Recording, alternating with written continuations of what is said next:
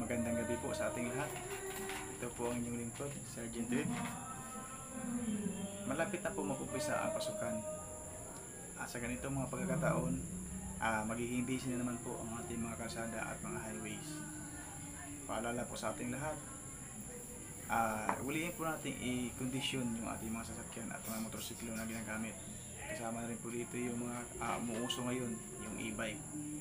Pag tayo po ay magbibiyahe, ulihin po natin masuot ang helmet kapag tayo po ay nakamotor. At isa rin po, iwasan po natin ang gumamit ng gadgets at saka mga cellphones kapag tayo ay nagbabiyahe. Dahil pwede po ito maging sanhi ng aksidente o kaya disgrasya sa daan. At mayroon din po itong karampatang parusa.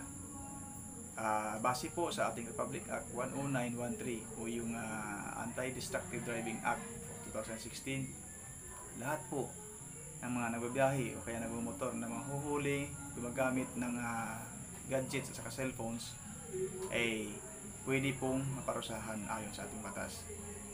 Kaya para iwas hassle, mag-ingat po tayo at saka iwasan po natin ang mga ganitong mga eksena.